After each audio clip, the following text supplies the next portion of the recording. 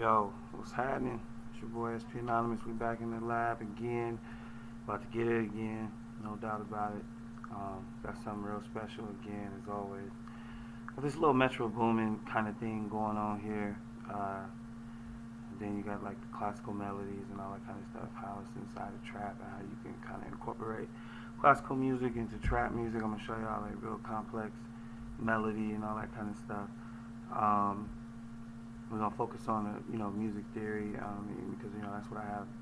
Definitely the master of that. There's not another producer on this planet that knows more about the music than I do. I know that for a fact. So we're gonna get into that, but yeah, let's just get this thing kicking off. You know what I'm saying? Metro Boomin, like I say, like do a lot of imitation classical music kind of thing, and it gives you this nice, real, dramatic feel, spooky, sometimes real, really dark. So I think he's really good at that. Some things he likes to do is use a pad. You know what I'm saying? And to use the pad in order to make this work, knowing theory, does help. And you can always use your ear because this one's kind of simple, but what it is that the pad, the main note of the pad is usually always the tonic, which is the root, the key that you're in. So in this particular case, for this instrumental we have up here, I'm in C sharp minor, and so the pad that you use, that little dark pad at the bottom, you would want to just hold that at the C sharp, so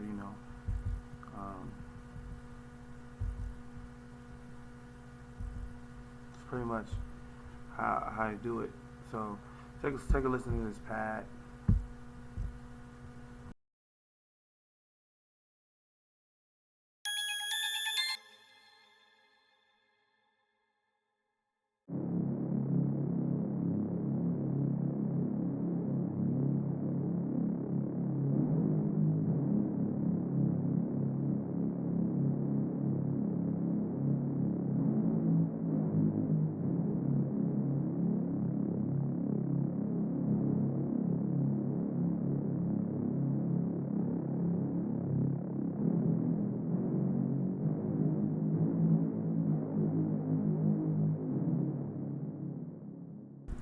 So basically, I mean, like I said, so there you have your root, the tonic, that's the key we're in, C sharp minor, and it's really all based on that, because what this is called, alright, it's called pedal point.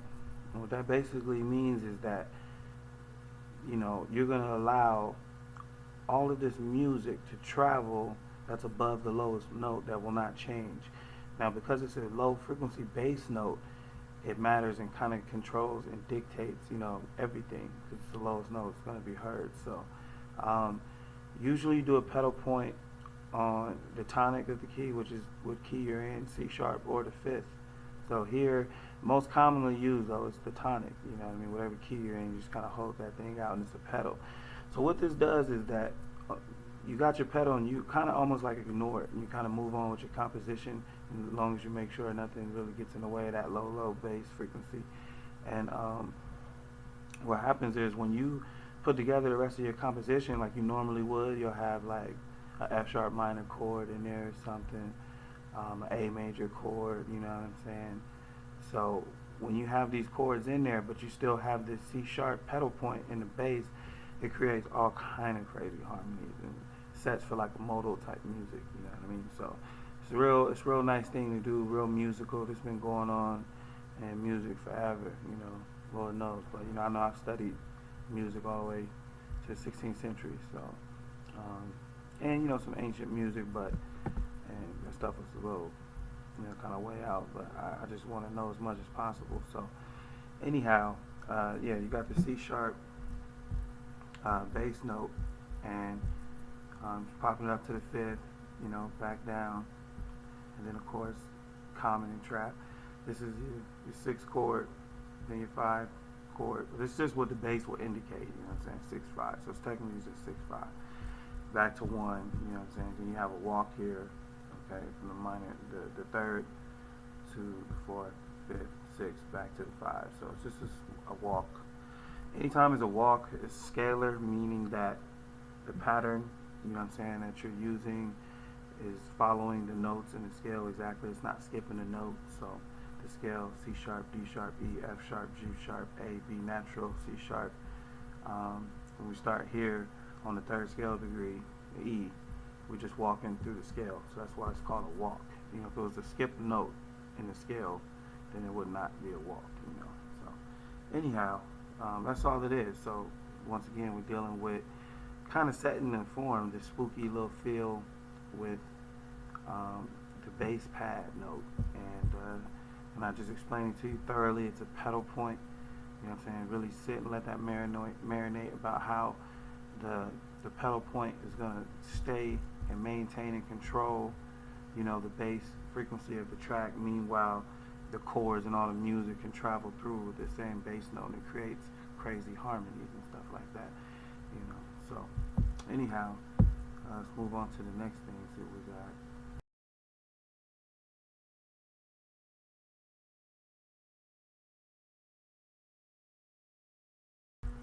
So, like I said, it's like this spooky music. Sometimes these little dark Christmas melodies and things like that with the bells. Excuse me. So here, as you look at the melody, you can see, and I've explained it before, all my music is thorough and it's, you know, classical. And this in particular was a classical type thing, you know, real deep, theatrical, dramatic beat. When music, to me, you know, is composed correctly, and I'm not saying that by looking at my own music patterns here. I'm talking about just music period, from all the way in the times, whether it's been Bach, you know, Scarlatti, Beethoven, whatever. Doesn't matter. When you take a look at their sheet music, you can see like little patterns like this and little designs and things like that. You know what I mean? So that's kind of because it's like a mathematical scale. You know, it's all scientific. So it's like you it should create some type of fancy little pattern. So anyhow, let's take a listen to the melody. The melody is going to be all based on this pedal point. We're kind of in the key of C sharp minor. And like I said, this is extremely advanced technique in musical composition. And then we're just going to float through melodies and indicate harmonies with single note melody lines with this bell.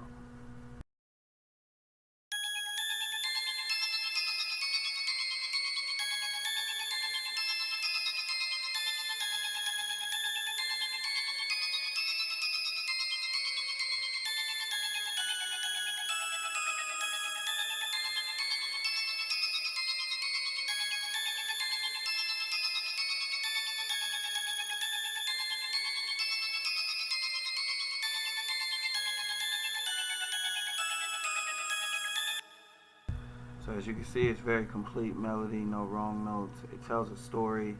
I want to get into the phrasing of all of this stuff, and you guys excuse me out there tonight, or whenever y'all watch it, because it's 2:22, man. So I'm kind of sluggish, pretty tired, but you know, I wanted to get this idea out and share this with you guys. So just bear with me on that. But you know, the point is, I'm dropping that knowledge. You know what I'm saying? I got it for you guys. I'm gonna keep looking out. But so yeah, the melody is just, you know what I'm saying, simple stuff for me. But what it actually is complex. What it is that where I'm dealing with minor seconds. All right. So this is how I'm thinking of it. This is the advanced way of thinking of it. If I was to just break it down to you guys like scale degrees, which is just, you know, 5, 6, and then coming back 3, 2. But that's not really the way it is. The way I'm looking at what it really is. What it is, like I said, creating spooky sounds, classical music, theatrical type feelings and things like that. The minor second is very mysterious, very suspenseful. It's the most dissonant interval in music. Dissonant meaning that it doesn't really please the ear. It's not pleasant to the ear, you know what I mean? As opposed to an interval from one note to another that sounds really good. You know what I mean? This is a weird sound, you know, but it's used in trap a lot. And it was used in a lot of, you know, romantic music or in the minor key when it was trying to get dark or whatnot. So that's how I was looking at it. And then when you're looking at it that way, it gets really advanced, and you just say to myself, where are the cracks, creases, and crevices inside of the scale? Each, you know, where are the minor seconds in the scale? So that's what I did. I just attacked the minor seconds within the scale, which is from the 5th to the 6th scale degree. And here from the 2nd to the 3rd scale degree. There's another minor second, but I just played it descending from the third to the second. And here you see it again. So I found there's three of them in here. Here we go into the tonic, down to the seventh.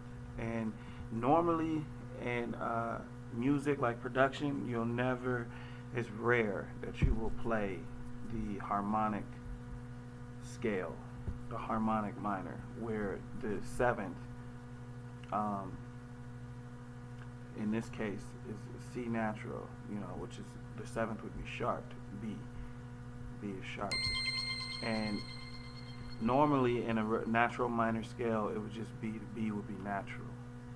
But in this case, when you get really classical, you're going to use the real 5 chord. The real 5 chord in the minor scale, in any scale of 5 chord, any major minor scale of 5 chord is major, because that is the dominant chord that's going to bring you home. Like, you really need that. So, but it's not used a lot in regular production, and because it doesn't, you can tell it sounds classical. It's a little darker. It doesn't sound cool, like if you're trying to do some cool beat or something. But in this case, right, when we're doing suspenseful classical melodies, then it works. So here, and then you get a chance to play the real 5 chords. Very rare. So I was using that C, the sharp B or whatever, B sharp is really what it is.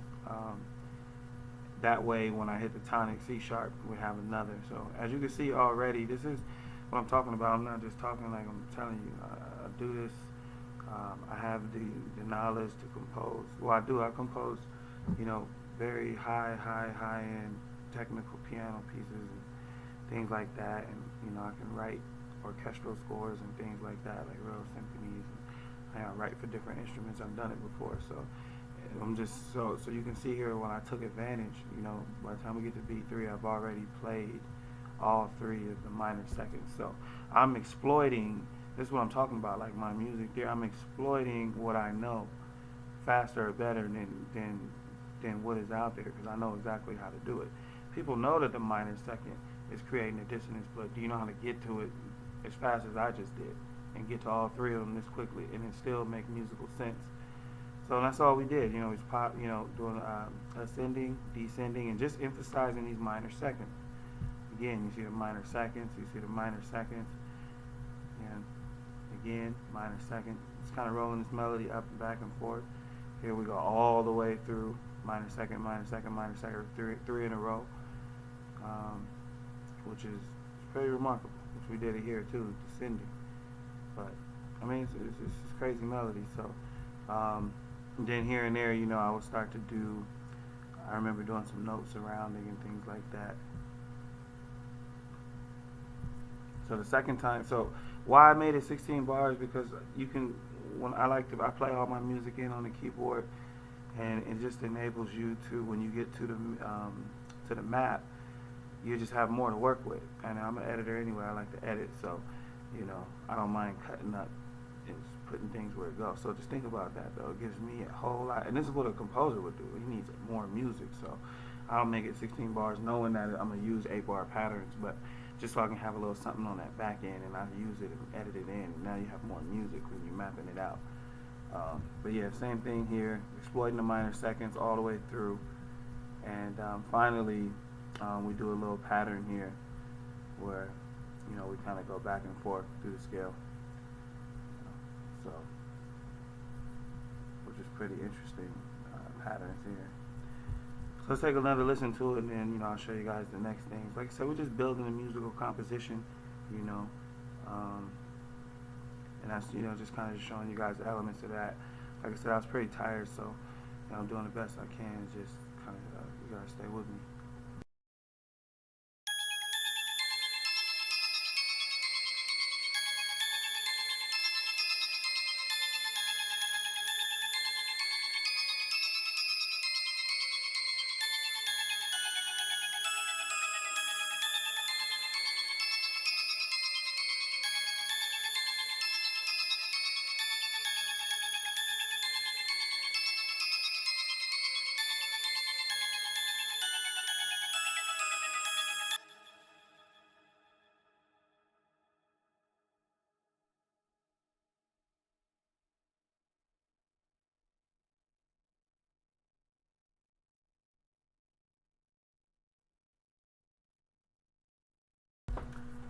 Alright, let's get into these chords, which is, it's pretty crazy.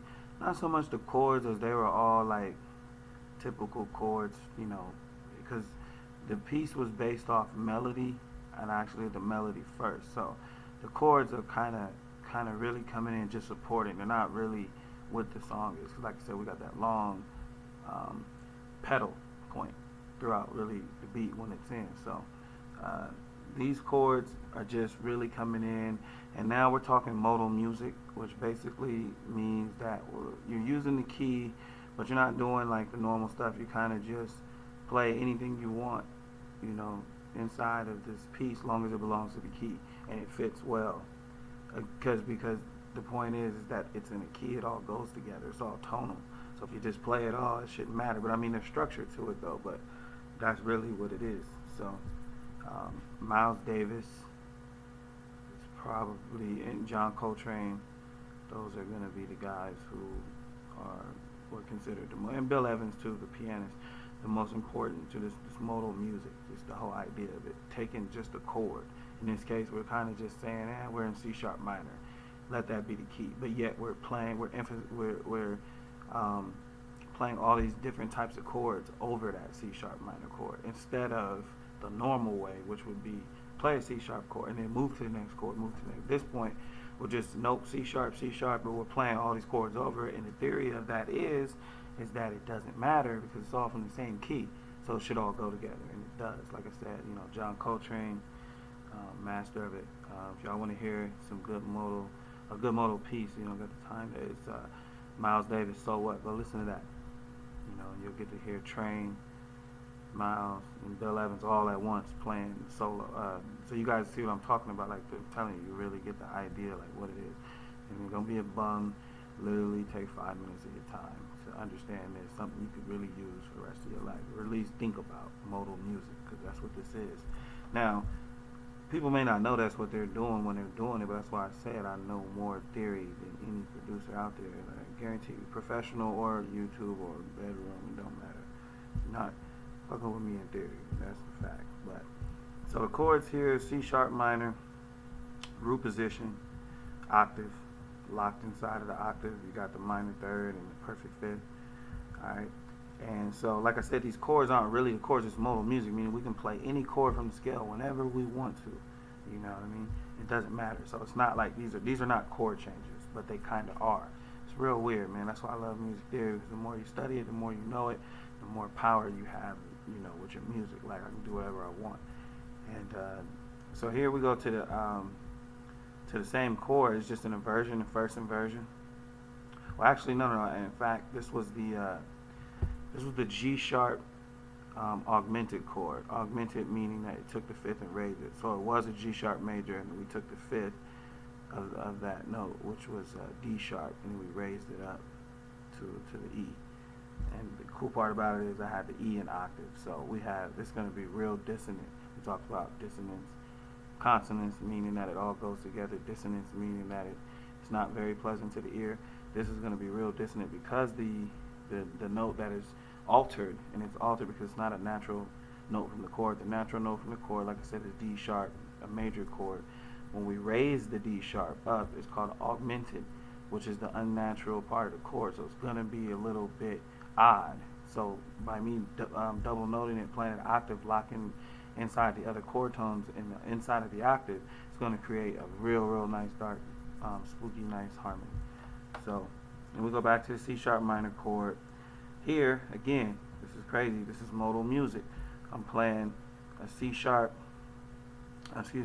minor, alright, in second inversion. When I talk to you guys about inversion, so once again I'm locking it inside the octave, but look what the octave is. So this is telling you guys, this is all structured musical composition. When I be doing these beats and stuff, I think of it like I'm writing a symphony. But here's what I'm trying to show you is that I locked all these chords in, with the exception of the augmented fifth chord, inside of the double octave of C sharp of tonic. So now think about it. We talking music composition here. I see people asking about how can I get my beats full and my layers, and this is what it is. This is it right here. This is just part of it. I mean, do as much as I can to explain in more videos, but this is one way. This is it. And we talking having a pedal point of C sharp. All right, and then now look, I made basically almost another pedal point with the chords that are just floating in, that are popping out of nowhere because I have a C sharp as the lowest note again in the chord. So it's going to create a nice ring of that note C sharp, just the overall beat. Now you can imagine, and I think it's kind of cool is that I forgot to play you guys the beat first, because now you guys can really see how music is built. Because if you think about it, the beat wasn't there first. I had to build it like this individually. So I think it's kind of cool this way. Let me know what you guys think about that in the comments, if you rather hear the beat first. None of my shit trash, so don't say you want to hear the beat first to know if you want to make it, learn about it. Just forget about that. Just let me know. But anyway, so yeah, this was interesting. We played an F sharp minor chord. So now let's get back to this modal music. Remember, this is a theory-based tutorial. All right, this is not.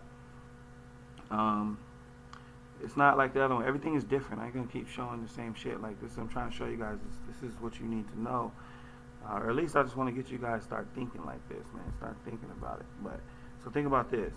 Like I said, we have the C sharp pedal, right? You know what I'm saying? And then we got these chords. So I'm playing C sharp minor over it. That's gonna make sense. That's the tonic one, no doubt. But when we got the augmented chord, all right, and then when we hit this F sharp minor chord, the 4 minor. You know, that's going to sound crazy because remember, all along the C sharp's in the bass. Okay, and then we go back to the minor chord, and then here's a simple walk of the 6 chord to the 5 chord. Interesting thing about this is, like I said, everything I do is trained. I'm telling you, everybody ain't doing it like this. So you can just see it. This is voice leading. This note going down a half step. This note going down a half step. All of them going down a half step, but the form of it too, with the E's locked on the outside. I locked the fifths on the outside here, and put the other chord tones inside the middle. So you can just see that it looks like a piano player is playing this professionally, the way the chords are structured. It's not all over the place. You know, I know how to, where the notes are. So let's listen to that.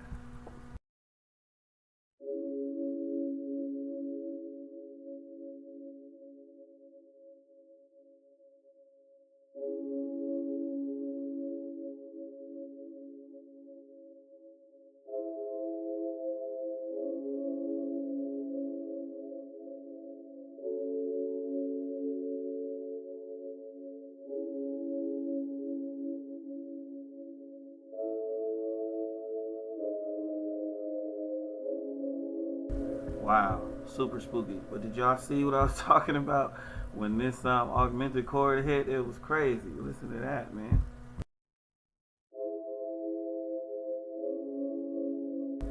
Versus the natural 5 chord.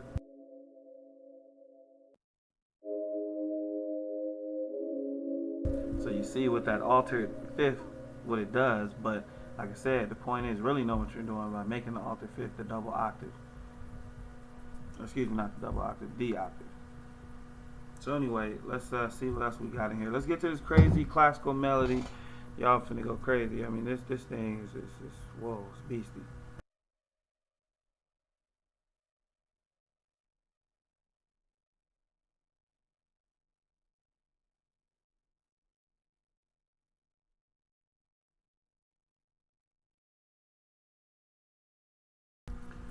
Again, we're talking master melody.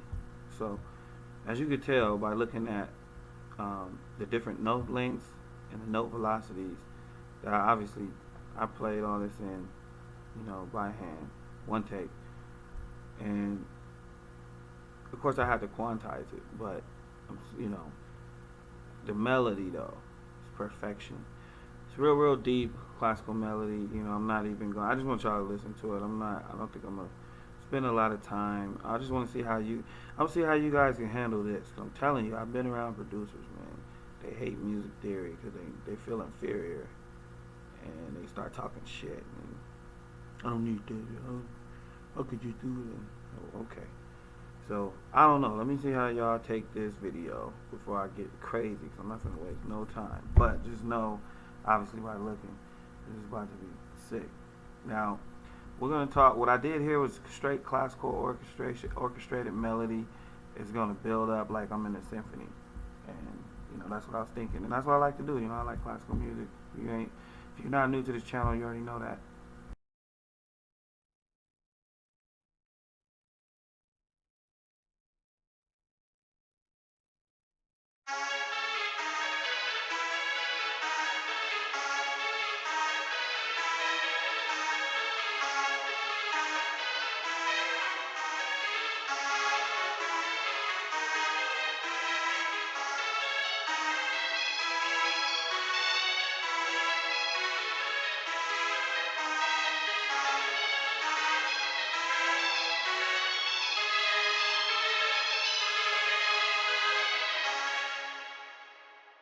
Wow.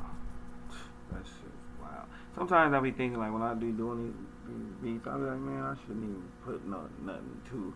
But then I said, nah, what's the point of me knowing these melodies if I'm not gonna put them out there? Whether or not you guys' ear can handle that kind of thing, I still like to throw it on you. You know what I mean? I said, fuck it, I take risks. But anyhow, it's just a proper melody. It's just high up, people not used to that. It's like filet mignon to a fucking pork link. You know what I mean? It's not the same shit. So, what I will say is this. It's a call and response going on here, alright? And this is technique I'm using with the call in the left hand with just one bass note per call that is playing a melody. Ba, ba, ba, ba, ba, ba, ba, ba, ba. And it goes up higher. So, we talking, I'm really, like I said, I'm showing you guys technique, how to compose, how to think like a composer. If you learning from, if I'm, like I said, I'm telling you, there's nobody who knows more theory or more music than me that's working in production. I just know it, so it's a fact. So I'm showing you guys like crazy techniques and stuff. So basically, in the left hand, there's a melody here. It's playing a melody. So this is how you think of it. So your left hand is playing a melody. I played a melody there. In fact, let me see. This is only an octave. No, I played that in the right hand. Both of these melodies at once. And what that is I had to take a look and see. But what that is, I usually play triple melodies. And if you know what, I'll show you guys a beat on another tutorial about the triple melody. So what that basically means in piano world is you can play a melody in your left hand of piano, then your right hand piano, and then your thumbs. Your left thumb, or if you need both your thumbs from the left hand, you can play a third melody in the middle. I emphasized that more or less on another beat where I actually did it, where I played the left hand melody, or right hand melody, and then another melody with my thumb from the right hand. So here though, I just played two melodies with one hand, my right hand. The left hand, my thumb was playing this line here, and then the rest of my fingers were playing all these melodies. So if you pay attention and follow, there's going to be a pattern of the left hand playing a melody that kind of makes sense. Not kind of, but I mean it makes sense, And then here, I'll be playing another melody, bump, bump, bump, bump, bump, bump. And then we did, like I said, classical composition techniques where we did variations. We changed it, changed the rhythm here. Then we built the melody, ascending to have a build-up, a climax, or a high point. I turned the melody into triplets at the end, and it really just killed it. I played every single note, all the patterns, all the tricks. That's why I'm not going to go all the way into that until when people are real serious about it, then we can do that, So, and like I said, excuse me again, because I can just feel it. I know I'm sluggish. It's not how I normally am. I'm normally on point, but shit, it's about to be 3 in the morning, so. Like I said, just trying to get this out there to y'all, man, so y'all can continue to get better, man, and have growth. So, I'll be more energized, tomorrow.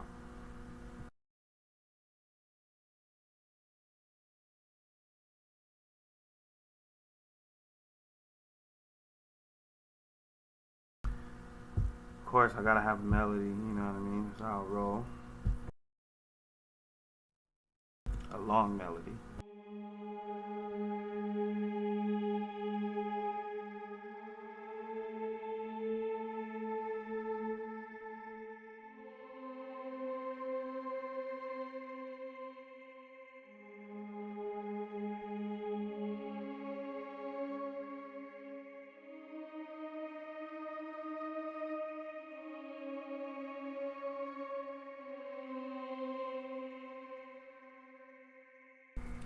So a nice little spooky, suspenseful melody, background melody too, because it's kind of just coming out of nowhere. Background, little sudden sounds, ambient kind of. Anyway, it's once again more from the training, selecting these notes, how to pick these notes. When you listen to so much music and you play so much music that this music's trying to imitate the trap, dramatic melodies, it ain't nothing. Like, I know what these real, background tones and pitches are because I've played them in the real music with the real composers with those skills and bringing in these pitches, so.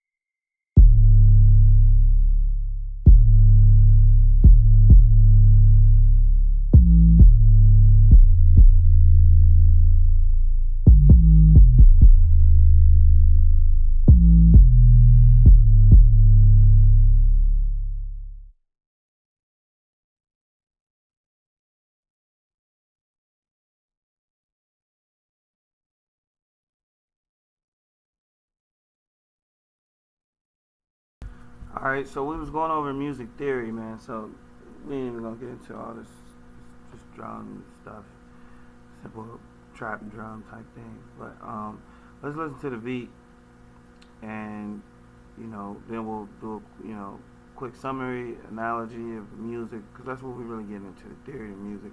I think everybody generally, because drums, you kind of feel it. You pretty much know how to do your little drums. I never heard many people struggle too much with that every now and then, but for the most part, it be the music that sucks. So we're just going over the music, you know what I'm saying? I'm trying to get it right.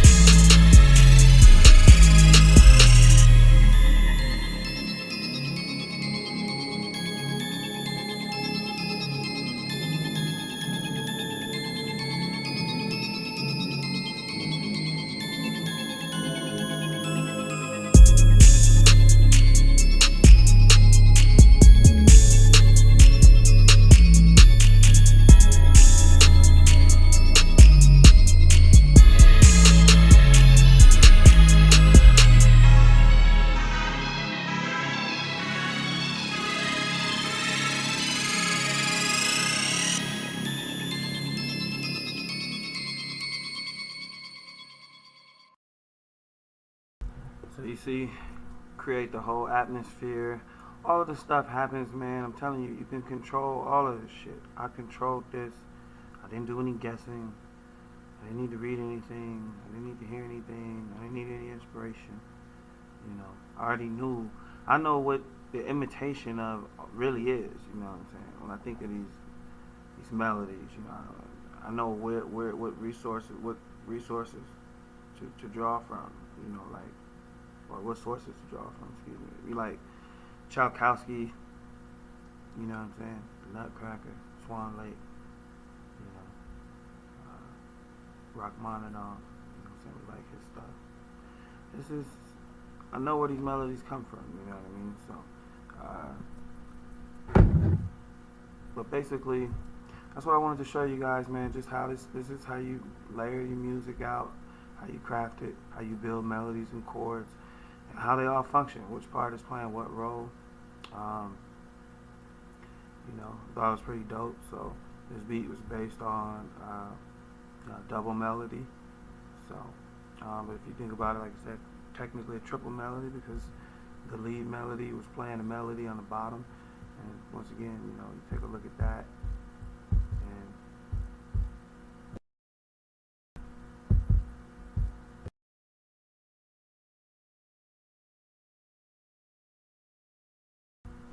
crazy stuff right there. It's one hand work, but yeah, it's a melody here on the bottom, one on top, and then the bells play the melody. That's a triple melody. Anyway, man, let's get out of here, man, so we got plenty more. Let's see what we're going to do next. We're going to do the same thing, some more Metro Boomin, Rich Sex, like, you know, theory-based type beat on that. And then I'll take a look around, see what else I'll have for you guys. But definitely that's coming up next for sure. Alright, man, so y'all sit here and marinate on that, man. Like I said, I was a little tired, but, you know, we got it done. All this shit's worth it, man, so. Till next time, man. Peace and love.